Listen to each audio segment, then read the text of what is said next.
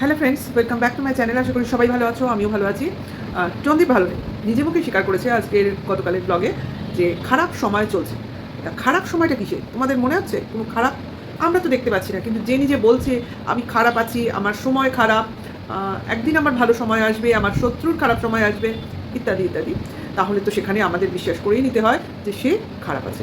তাহলে কি খারাপ বললো, কেন খারাপ বললো, কেনই বা মনে হলো নিজেকে খারাপ আছে, কেনই বা বললো শত্রুর খারাপ টাইম আসতে চলেছে, কেনই বা কোন শত্রুকে মিন করলো? শুনি, দেখি, আমার সঙ্গে তোমরা থাকো, দেখো আমি কি বলি। অবশ্য করে এই দিনটা শুরু হলো প্রচণ্ড বৃষ্টি দিয়ে। হ্যাঁ, বৃষ্টি হচ্ছে, সব জায়গাতেই হচ্ছে, কম বেশি হচ্ছে। তা ওদের হয়েছে, গতকাল আমাদের এখানেও হয়েছে, আজও হয়েছে। বৃষ্টি হয়েই চলেছে, হবেই, কারণ নিম্নচাপ, কিছু তো করার নেই। কিন্তু তার মধ্যে যেটার অসুবিধা হচ্ছে বাইরে বেরোতে। হ্যাঁ, সন্দীপের এখন বাইরে বেরোনোতে দেখতে পাই না আমরা সন্ধ্যেবেলা সেই বাইক রাইডিং না, কোনো জায়গায় গিয়ে আড্ডা মারা না, ওগুলো এখন দেখানো হয় না। কেন হয় না বুঝতে পারি না। অভ্যাস কি চেঞ্জ হয়ে গেছে, নাকি বৃষ্টি প্রতিবন্ধকতা সৃষ্টি করছে, বোঝা যাচ্ছে না। বা নিজেকে চেঞ্জ করছে, সময়ের মতো চাকার মতো পরিবর্তিত হয়ে যাচ্ছে, হতে পারে। যাই হোক, বৃষ্টি হচ্ছে, তবু তার মধ্যে ছেলেকে স্কুলে পাঠাতে হবে, অবশ্যই পাঠাতে হবে। কারণ সব স্কুলেই কিছু কিছু ডেকোরাম থাকে। তোমার স্কুলের একটা ফাউন্ডেশন ডে থাকে, যেটাকে বার্থডে বলে উল্লেখ করা হলো। সেই ডেতে অবশ্যই তোমার স্টুডেন্ট মানে অ্যাপিয়ার্ড হতে হয় এবং সেখানে প্রেজেন্ট থাকতে হয়। স্কুলের অনুষ্ঠানে যারা যারা অংশগ্রহণ করে মানে দিনটাকে উদযাপন করা হয়। তো সেই জন্যই তোমার পাঞ্জাবি পরিয়ে একটা থিম থাকে, হয়তো সেই থিমটাকে ফলো করে পাঠালো, ঠিক আছে। তাতে কিছু পার্টিসিপেট করবে এবং কবিতা বলবে। আচ্ছা, কবিতা না বলে পদ্য বলা ভালো, ওগুলোকে পদ্য বলে, বাচ্চাদের ছড়া বলে, ওগুলো কবিতা নয়। যাই হোক, সেটা ওদের হয়তো একটু মিস্টেক হলেও হতে পারে, এতটাও দোষ ধরা ঠিক না। কিন্তু আমি বলবো সাধারণ কিছু ভিউয়ার্সদের জন্য বাচ্চাদের ছড়া বাচ্চাদের মুখেই মানায়, তাই না? সুন্দর সুন্দর ছড়া, কিন্তু ওরা সেই দুটো চারটে ছড়ায় আটকে রয়েছে। এই সময় তো ছড়ার বই টোটালি তোমার মুখস্থ হয়ে যাওয়ার কথা, সময় নেই। গার্জিয়ানের যদি সময় না থাকে তাহলে বাচ্চার কী দোষ? বাচ্চার এখানে কোনো দোষই নেই। বাচ্চাকে তোমার পড়তে বসাবো বলে বসবে না, সে ছুটে ছুটেই বেড়াবে। যদি দুরন্ত বাচ্চা হয় তবে তার সঙ্গে সঙ্গে থেকে দৌড়ে দৌড়ে, তার সঙ্গেই দৌড়ে দৌড়ে তোমার এইসব ছড়া শেখাতে হয়। সে খাওয়ার সময়টা বাদ দিয়ে শোয়ার সময় বলো, পড়ার সময় বলো, কোনো অ্যাক্টিভিটি মানে খেলাধুলার সময় বলো, যে কোনো সময় যদি তুমি এইগুলোকে নিয়ে বাচ্চার সঙ্গে বিজি থাকো, তাহলে বাচ্চা আস্তে আস্তে জিনিসগুলো মুখে মুখে কানে শুনে শুনে অ্যাডাপ্ট করে নেয়। যাই হোক, সেটা প্রসঙ্গ এদের বলে লাভ নেই, এরা কিছু করবে না, এরা টাকার পিছনেই দৌড়ায় এবং রোজগারই হলো এদের একমাত্র মোটিভ। ঠিক আছে, ঠিক আছে, তবু ঠিক আছে, নিজের মতো নিজে থাকুক, চলুক। তা সেই তৃতীয় ব্যক্তির উপস্থিতি আজও বোঝা যাচ্ছিল না, কোনো কিছু আমি শুনতে পাইনি, শুধু মার চোখ অনুসরণ করছিলাম, কারণ উনি কেবলই চোখ দিয়েই দেখান সমস্ত কিছু, উপরের পানে তাকিয়ে থাকেন যেখানে কেউ নেই, তার সত্ত্বেও সেই জন্যই খানিকটা অনুমান করলাম। যাই হোক, সে ব্যক্তি উপর মহলেই বাস করেন। তাকে তিনি হলেন পর্দানসীন, পর্দার পিছনে থাকতেই ভালোবাসেন। শুধু মাঝে মাঝে আওয়াজ দিয়ে জানান দেন বা অন্য লোকের অভিব্যক্তির মাধ্যমে জানান দেন যে কেউ তো আছে, ঠিক আছে। যাই হোক, রান্নাবান্না হলো, বেশ এক হাঁড়ি ভাত রান্না হলো, সঙ্গে নিরামিষ তরকারি। কেন এরা এত নিরামিষ খায় আমি তো মানে মাথাতেই আসে না, এত 2 পিস মাছ ছিল শুধু। যাই হোক, বাবার খাওয়া তো সবসময় স্কিপ, বাচ্চাটার খাওয়াও স্কিপ, ওসব দেখানোর প্রয়োজন নেই। কাজে বাচ্চা তো মনে হয় বাইরে থেকে আজকে খেয়ে এসছে, যেহেতু স্কুলে তোমার বিরিয়ানি দিয়েছিল শুনলাম, এটা বোধহয় আগে থেকেই জানতো ওখানেই খাওয়া দাওয়া হবে, মানে বাবা এবং ছেলে, মানে দাদু এবং নাতি বাইরে থেকেই খেয়ে এসছে। যাই হোক, সেটার কথা নয়, কথাটা হলো যে তোমার সারাটা দিন যেমন গেল তো গেল, সন্ধেবেলায় কিছু খাওয়ার ইচ্ছা ছিল নন্দীপের অ্যাজ এ ব্লগিংয়ের কারণে, কিন্তু মার যে পরিমাণ অনিচ্ছা দেখলো তাতেও বেশি কথা বাড়াতে পারলো না। যাই হোক, বাচ্চাটার কপালে ম্যাগি জুটেছিল, এটাই অনেক। বড়রা খাক না খাক সেটা বড় কথা নয়, এরা তো মুড়িও চিবোতে পারে, কিন্তু বাচ্চাটাকে ম্যাগি করে দিয়েছিল না, ঠিক আছে, কোনো অসুবিধা নেই, তবু তো কিছু খেলো। সেই বাচ্চাটাকে বাইরে থেকে এসে এখন যেরকম ওয়েদার খালি গায়ে রেখে দেয়, এটা কিন্তু একদমই কোনো সাইন্টিফিক নয়। কারণ এই জলীয় ওয়েদারে কিন্তু তোমার প্রচণ্ড সর্দি গর্মি লেগে যাওয়ার একটা ব্যাপার থাকে।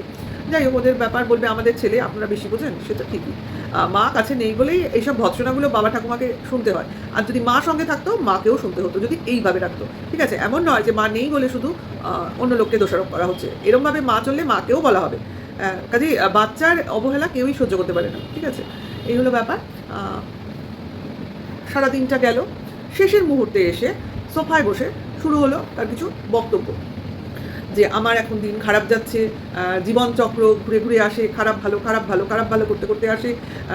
এক্স্যাক্টলি, এটাই তো কথা। দিনের পরে যেমন রাত আসে, রাতের পর দিন তো আসবেই, তাই না? আমরা দিনটাকে উজ্জ্বলতার সঙ্গে তুলনা করব আর রাতটাকে অন্ধকারের সঙ্গে তুলনা করব, খারাপ ভালোর তুলনার মতো, ঠিক আছে। কাজেই দিনের উজ্জ্বলতাটাকে যদি তুমি তোমার সৌভাগ্য ধরে নাও, তাহলে রাতের অন্ধকারটা তোমার দুর্ভাগ্য তো হতে পারে না।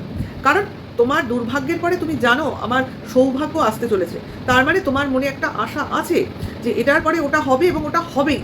তাহলে তুমি কি করে নিজেকে বলো আমি খারাপ রয়েছি? এটা হলো আমার প্রশ্ন। কারণ এইভাবে কিন্তু কেউ বলতে পারে না আমি খারাপ আছি। এটা কিন্তু আমি আমার নিজস্ব দৃষ্টিভঙ্গি থেকে বলছি। আমি কিন্তু কখনো বলি না আমি খারাপ আছি, কারণ আমি খারাপ থাকলেই আমি ভালো বলবো না। আমার মনে হয় এরপরে যে সময়টা আমার জীবনে আসতে চলেছে সেটা অনেক ভালো হবে। এই খারাপের থেকে ভালো তো হবে, মানে একটা আশা, সামনে একটা সুন্দর স্বপ্ন রয়েছে বা সুন্দর সময় রয়েছে, যেটা আমি সেই সময়ে বাস করব। এই খারাপ সময় আমার দীর্ঘস্থায়ী হবে না, এটা এক সময় ঠিকই ওভারকাম হয়ে যাবে। এটাই হলো কথা। তার মানে মানুষ আশায় বাঁচে, এটা হলো মূল কথা, যেটাই বলো না কেন। আমার মনে আশা থাকলে আমি তবেই পরবর্তী স্টেপ বাই স্টেপ চলতে পারবো, পরবর্তী দিনে এগোতে পারবো। আর মনে যদি আমার আশাই না থাকে, যে আমি সবসময় নিরাশায় ভুগি, মা আমার কী হয়ে গেল, আমি কি ডিপ্রাইভ, মানে কি আমার আর কিছু হবে না, ডিপ্রাইভ হয়ে যাচ্ছে দিনকে দিন, তাহলে কি আমি আর বাঁচবো না? আমার মনে বাঁচার কোনো উৎসাহ থাকবে? তা এখানে টন্দীপ কী বলতে চেয়েছে, মানে খারাপ থাকা সম্বন্ধে কী বলতে চেয়েছে? ও অবশ্যই আমার যতদূর মনে হচ্ছে এখানে ও ভিউজটাকে কাউন্টার করেছে। মানে ওর খারাপ সময় মানে ওর ভিউজটা কম আসছে আমার যতদূর মনে হচ্ছে। কারণ ওর মাথায় এত কিছু নেই, ওর মাথায় অ্যাকচুয়ালি গোবর পোড়া। ও শুধু টাকা বোঝে, আর টাকা মানে ও ইউটিউব বোঝে, ইউটিউব মানে ও ভিউজ বোঝে, আর ভিউজ মানে রেভিনিউ বোঝে। যেখানে ওর ভিউজ কম হচ্ছে কাজে ওর ইনকাম কম হচ্ছে, তুলনামূলক। আরও চ্যানেল ওয়াইজও ওর 2 লাখের চ্যানেল, 2টো চ্যানেল, ওর ইনকাম কী? হ্যাঁ, সেখানে একজন মানে ওর অপোনেন্ট হিসেবে, ও যাকে নিজের প্রতিদ্বন্দ্বী হিসেবে দেখছে, ওর মানে পুরাতন ওয়াইফ, ডিভোর্স না হওয়া ওয়াইফ, তার চ্যানেল দেখো, তার থেকে কম সাবস্ক্রাইবার হয়েও তার থেকে বেশি ইনকাম করছে। এটাই ওর গায়ে লাগছে, গায়ে জ্বলন ধরছে, জ্বালা হচ্ছে, গা পুড়ে যাচ্ছে। কিন্তু এর থেকে একটা জিনিস আমাদের কি শিখতে হবে টন্দীপের কাছ থেকে? মুখে হাসি লাগানোটা। ভাই, ওর কাছ থেকে শিখতে হবে মুখে হাসি লাগানোটা। আমরা তো এটা অনেক দিন আগেই শিখে নিয়েছি। ও নতুন কি শেখাতে এসছে? বলো কোথা থেকে শিখেছি? অবশ্যই টিনার কাছ থেকে। কারণ টিনার যে অবস্থা এই টন্দীপ নিজে হাতে করেছিল, নিজে হাতে, নিজে মুখে, হ্যাঁ, সমস্তটা নিজের প্ল্যানিংয়ে যে অবস্থাটা করেছিল টিনার, সেই অবস্থায় টিনা কিন্তু এক ফোঁটা চোখের জল 2-1 দিন বাদ দিয়ে আমাদের দেখায়নি। একবারও বলেনি আমার সময়টা খারাপ যাচ্ছে, আমার কমেন্ট সেকশন আমি নিতে পারছি না, আমার ছেলে ছাড়া আমি বাঁচতে পারছি না, আমি দিনে দিনে আমার মানে আমার প্রাণটা ভেঙে খণ্ড খণ্ড হয়ে যাচ্ছে, আমার হৃদয়টা, প্রাণ বললে ভুল হবে, হৃদয়টা ভেঙে খণ্ড খণ্ড হয়ে যাচ্ছে, রাতের পর রাত আমার নিজের সন্তানকে ছেড়ে আমার ঘুম আসে না। এসব মনে করে দেখবে তোমরা। এইভাবে বলেনি, কিন্তু বলেছে আমার রাতে ঘুম আসে না, আমি সকালবেলা অনেক বেলায় ঘুম থেকে উঠি। এমনও গেছে অনেক সময় ঘুমের ওষুধ খেয়ে ঘুমিয়েছে, বিভিন্ন রকম ট্রমার মধ্যে দিয়ে গেছে, কিন্তু একদিনও চ্যানেলে এসে বলেনি যে আমার আজকে মনটা খারাপ। অনেক পরে বলেছে, প্রথম দিকে বলেইনি। সব সময় মুখের হাসি বজায় রেখেছে, সব সময় হই হুল্লোড়ের মধ্য দিয়ে দিন কাটিয়েছে, ঘুরেছে, ফিরেছে, খেয়েছে, এক জায়গায় স্থির হয়ে থাকেনি। তোমরা বলবে কেন? এটা হয় যখন মানুষ মনের মধ্যে অস্থিরতা নিয়ে বাস করে না, সে এক জায়গায় টিকতে পারে না। কোনো এক জায়গায় টিকলে, মানে এক জায়গায় বসলে, ঘুমালে, শুলে, তার মনের মধ্যে নানান রকম দুশ্চিন্তা, ভয়, এগুলো এসে জড়ো হয়। তখন সে চায় অনেক লোকের মধ্যে থাকতে, হাসি হুল্লোড়, ব্যস্ততার মধ্যে দিন কাটাতে।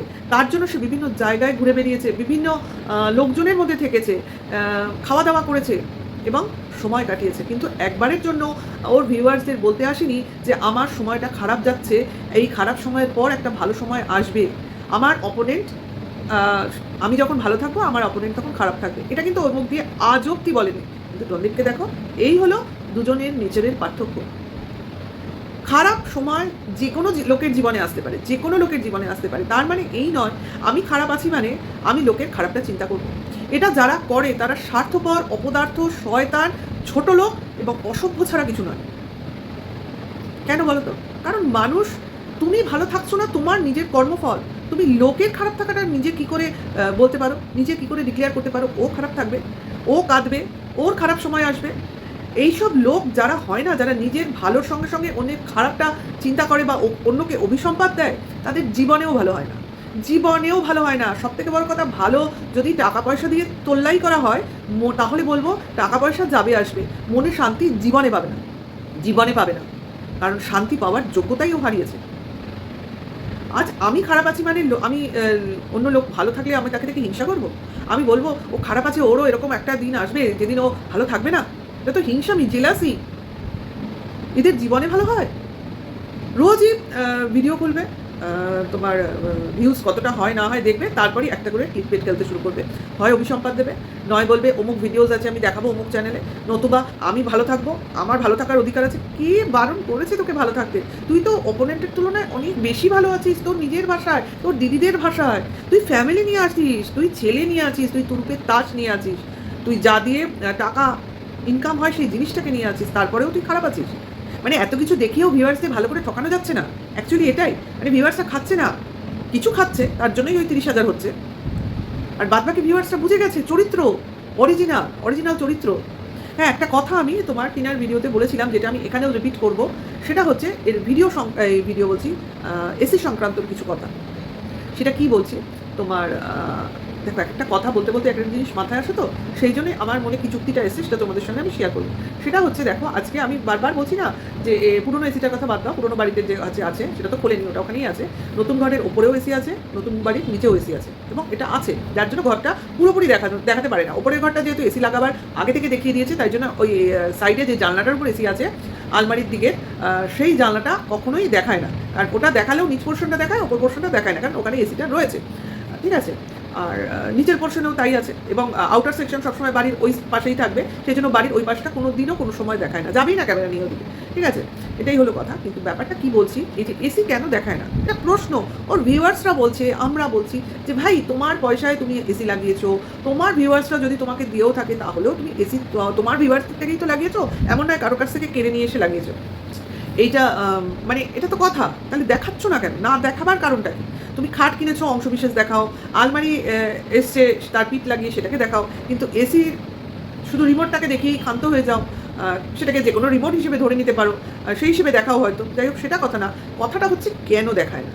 দেখো ভাই, এখন যেহেতু যেভাবে কন্ট্রোভার্সি চলছে, তিনার কেন বাড়ি থেকে বেরিয়ে গেছে, কেন পরকীয়া করেছে, তার মধ্যে একটা কথা তো বারবার ঘুরে ফিরে আসছে যে হাজব্যান্ড ওয়াইফের মধ্যে রিলেশনটা ভালো ছিল না। এবং এই রিলেশন দেখো আমাদের সারাদিনের খুব ব্যস্ততা থাকে, আমরা স্বামী স্ত্রী নিয়েই বলছি, সারাদিন ব্যস্ততা থাকে, ওদেরও তাই ছিল, ফ্যামিলি ছিল, সেই সময়টা তারা ফ্যামিলি নিয়েই ফ্যামিলি টাইম স্পেন্ড করে।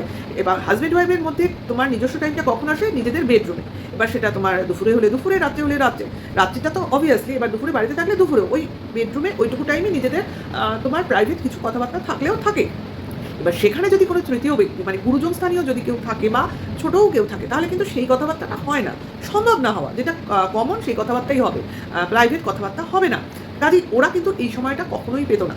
হয়তো কদাচিৎ কোথাও গেল, ঘুরতে গেল, সেখানে গিয়ে দেখো সেইভাবে হয় না। এক একটা কথা এক এক সময় মনে পড়ে, যেটা কিনা সেই সময় না বললে অন্য সময় সেই কথাটার গুরুত্ব হারিয়ে যায়। যাই হোক, এটা কথা না, কথাটা হচ্ছে যে দুজনের মধ্যে একটা দূরত্ব তৈরি হয়েছিল, তার জন্যই কিন্তু এই পরকীয়া নামক রোগটা ওদের মধ্যে প্রবেশ করেছে। তাহলে এটার মূল কারণটা হিসেবে আমরা কি দেখিয়েছি, যে ওদের বেডরুমে ওর শাশুড়ি মায়ের শোয়াটা, ঠিক আছে, উনি সবসময় এসি চললেই ওই ঘরে প্রবেশ করতেন এবং ওইখানেই থাকতেন। আচ্ছা, এই ক্ষেত্রে আমরা সবসময় বলেছি এটাই যদি হবে, ওনার যেহেতু গরম, উনি এসি ছাড়া থাকতে পারছেন না, ধরে নিচ্ছি এসি যখন ছিল না তখন উনি ছিলেন, এসি আসার পর উনি বেশি করে এসি অ্যাডিক্টেড হয়ে পড়েছেন, সেটা কথা না। কথাটা হচ্ছে যখন ওনার মধ্যে এসিকে দেখে এসির প্রতি এত অ্যাট্রাকশন গ্রো করলো, তখন কেন তার এই রোজগেরে ছেলে তার বেডরুমে আরেকটা এসি লাগিয়ে দিল না? এই প্রশ্নটা তো আমরা আগেও করেছিলাম, এখন আরও বেশি করে করব, কারণ অলরেডি বাড়িতে দুটো রুমে এসি লেগে গেছে। তাহলে এখন যখন বাড়িতে বউই নেই, সেখানে দুটো ঘরে এসি লাগিয়ে সবাই সবার মতো রুম শেয়ার করছে, মানে ছেলে আলাদা ঘরে শুচ্ছে, মা নাতিকে নিয়ে আলাদা ঘরে শুচ্ছে, গেস্টরা আসলে গেস্টের রুমে শুচ্ছে, এমন নয় একটা রুমেই সবাই গাদাগাদি করছে এসির জন্য। তাহলে তখন কেন নয়, এখন কেন? কেন এখন এমনও নয় যে রণদীপকে দেখা যায় যে ওর মার সঙ্গে শুচ্ছে সেম রুমে, কোনো একদিন দেখা গেছিলো, কিন্তু তখন তোমার এসি ছিল না। এসি এসছে খুব বেশি দিন নয়, তোমরা একটু মনে করে দেখলে বুঝতে পারবে, যেদিন টিভির ডেলিভারি হয়েছিল সেদিন রাত্রে যখন যে টেম্পোটায় করে ডেলিভারি এসেছিলো, সেই টিভির প্যাকেটটার সামনে কিন্তু এসির আউটার সেকশন এবং ভেতরের ইনার সেকশনের বক্সগুলোও ছিল, যেটা দেখে বলছিল ওটা না ওই টিভিটাকে দেখিয়ে বলছিল ওইটা হলো টিভি। আসলে সেই দিন টিভি এবং এসি দুটোই ডেলিভারি হয়েছিল, ঠিক আছে। এটা আমার অনুমান, কারণ আমি দেখেছিলাম, ওই দেখার থেকেই এই অনুমানটা করলাম। কারণ ওই ভেতরে এসির বক্স নিয়ে টেম্পো যখন এসছে তখন সেটা ওদেরই এসছে, এবং তারপর থেকেই ওপরের রুমের ওই ভিতরের সেকশনগুলো দেখায় না, ঠিক আছে। আচ্ছা, যেটা কথা বলছিলাম সেখানে চলে আসি। তাহলে এইবার যদি ও এই এসি লাগানো হয়ে গেছে এবং এসিগুলো যদি দেখাতে থাকে, এইবার এই আমরা কন্ট্রোভার্সি ক্রিয়েটাররাই ঝাঁপিয়ে পড়বো, বলবো আজ কেন, আজ বাড়িতে বউ নেই, তুমি মার আলাদা এসি রাখছো, নিজের আলাদা এসি রাখছো, তাহলে তখন কেন নয়? তখনও তো তোমার ইনকাম ছিল, তোমার ইনকাম কিন্তু এর থেকেও বেশি ছিল, তখন কিন্তু ভিউজ অনেক বেশি হতো, লাখের ওপর ভিউজ হতো। তাহলে তখন কেন নয়, তখন কেন মার জন্য একটা আলাদা এসি প্রোভাইড করা হলো না? বুঝতে পারছো কি বলছি? তাহলে আজ কেন? কেন তোমাদের মনেও প্রশ্ন আসছে না? কারণ এইটা ক্রিয়েট করা হয়েছিল বউকে শাস্তি দেওয়ার জন্য। বউয়ের জায়গাটা যে কতটা নগণ্য, বউকে যে মানে ওই কাজের লোক দাসী হিসেবেই দেখা হয়, বা মানে কি বলবো, তাকে সেইভাবে গুরুত্বই দেওয়া হয় না, তার সাথে কথা বলার কি প্রয়োজন আছে, তার সঙ্গে সময় কাটাবার কি প্রয়োজন আছে, এইসব গুরুত্ব কোনোদিন রণদীপের মনে স্থানই পায়নি। বলা যেতে পারে তার মা স্থান পেতে দেয়নি, কারণ তার মা সবসময় তাদের কথাবার্তার মধ্যে ঢুকে যেত, নিজে জায়গা করে নিত, এবং সেভাবে ছেলে বউকে জায়গাই করতে দেয়নি, কারণ উনি তো নিজেও সেটা করেননি ওনার হাজব্যান্ডের সঙ্গে। ওনার হাজব্যান্ডের সঙ্গে তো সেই সিস্টেমই নেই, সেই রিলেশনই নেই। উনি কি বুঝবেন ছেলে বউয়ের মধ্যে যে রিলেশন থাকাটা কতটা জরুরি? যাই হোক, সেটা উনি বুঝেছিলেন কি বোঝেননি, বা নিজের মন থেকে করেছিলেন বা ইন্টেনশনালি করেছিলেন, সেটা একমাত্র ভগবানই জানে, আর উনি জানেন। ঠিক আছে? কিন্তু এই যে এসি না দেখানোর পেছনে এই কারণগুলোও কিন্তু সমান তালে দায়ী। এবং রণদীপ খুব ভেবেচিন্তে কাজ করে, কাজে কোনো কিছু দেখাবার আগেও 10 বার ভাবে। ও জানে এগুলো হবে, তার জন্যই দেখানোটা স্থগিত রেখেছে। নাহলে দেখাতে কি ভাই? ওটা তো কোনো টিভি যখন দেখাতে পেরেছে, এসি না দেখাবার কি আছে? টিভি নিয়েও কন্ট্রোভার্সি হয়েছে, বউ থাকতে কেন টিভি সারানো হয়নি? এসি দেখালে যে কী কাণ্ড হবে, এই পরকীয়ার হওয়ার পেছনে যে মূল কারণ এসি, এবং তারপরে এত এসি লাগানো, একেবারে পুরো একটা ফ্রেমের মধ্যে গাঁথা হয়ে যাচ্ছে গল্প। যাই হোক, আশা করি রণদীপের যে খারাপ সময় ভালো সময়ের গল্পটা তোমরা বুঝতে পেরেছো। সবই ভিউজ উপলক্ষ করেই কথা। খারাপ সময় বলতে ও বুঝিয়েছে যে এখন ওর ভিউজটা কম হচ্ছে, সেটা ওর খারাপ। আর আরেকজন বলতে ওর টিনার ভিউজ বেশি হচ্ছে, কাজে এই ভিউজ একসময় ও আশা করছে টিনার কমে যাবে, ওর বেড়ে যাবে। আমরা দেখবো, আমরাও বসে থাকবো। 11 মাস ধরে তো পিছনে পড়েই আছি, আগেও ছিলাম, এখনও আছি, ভবিষ্যতেও দেখবো, এবং ভালো সময়টা কত ভালো আসতে চলেছে সেটার জন্য অবশ্যই প্রতীক্ষা রইল। ভিডিওটা এখানেই শেষ করবো। ভালো লাগলে লাইক কমেন্ট শেয়ার করবেন, এক ভিডিও ওয়েট করবে। এখনকার জন্য এইটুকু, টাটা, বাই।